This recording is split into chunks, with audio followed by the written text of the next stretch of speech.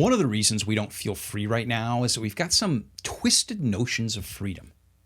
On the one hand, our culture tells us that we're autonomous individuals. We're free to do and be and become anything our heart desires. But on the other hand, we're told that we're just, products and prisoners of vast systems like class and race and gender and climate spread over thousands of years. So you're just an intersection of categories that define you. If you can check the right boxes, then you're a victim and a hero. Check the wrong boxes, and you're a villain. And you need to get with the progressive arc of history, or you're going to be crushed underneath it. So which is it? Are we free or not? What real choices do we actually have? What do we just need to accept? And when do we have to conform? These questions are playing themselves out every day at every level in our culture right now. And a lot of us feel stuck, torn up, unable to move forward in our lives.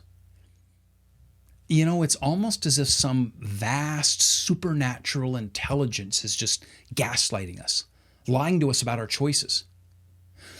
In the biblical story of the Garden of Eden, the serpent lied about just this very thing, about the boundary between freedom and accountability, about what it meant to be authentically human and what was just a deceitful dream. So the first step to taking back our lives this year is to grow in wisdom, to begin seeing clearly who we really are and what we're truly responsible for, and what choices we can legitimately make. Then we can start living authentically. And that's going to determine whether we're going to be good people and live freely or not. Radical autonomy isn't an authentic vision for humanity. We just aren't disconnected beings. That's a vision of life that isn't true, it isn't good, and it certainly isn't beautiful. Adam and Eve were created to be partners. She was bone of his bone, flesh of his flesh. We are made to love and to serve the common good. That's what the old thinkers used to call human solidarity. But neither were we made to be interchangeable parts in some vast collective human hive. We are individuals with moral agency and with moral responsibilities that come with that agency. And that's an important word here, agency. You see, agency is the capacity to make choices and act on them. And one of the worst things that poverty or prison or police states can do to people is to strip them of their sense of agency, to make them feel that they have no choices, that they're just helpless pawns at the mercy of whoever's at the top of the hive pulling the strings.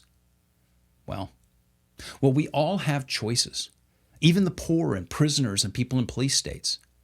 We can choose to live for truth or we can live for lies. And every single day we make dozens, hundreds of little choices, either for good or not for good. And over time, those add up to be a trajectory in either one direction or another. One small choice at a time, we can love and work for a good and beautiful vision of life, or we can be driven by what's just hateful and ugly and fearful. And that makes us moral agents. We have the freedom to choose and to act.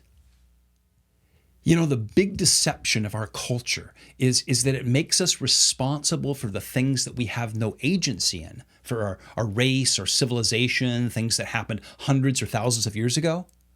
But it gives us a giant pass on the choices that we actually do have. To choose wisdom and truth and goodness and honor, and to treasure beauty and reject ugliness, and to take responsibility for our choices and our actions and our outcomes. Wisdom means finding the line between responsibility and freedom, between the facts that we just need to accept, the duties that we owe to God and to other people, and on the other side, our moral choices and actions. So, if we want to take back our lives, to be free, it begins with seeking wisdom. Then we can choose goodness. We can accept responsibility for what we can change, and we can accept with humility whatever we can't.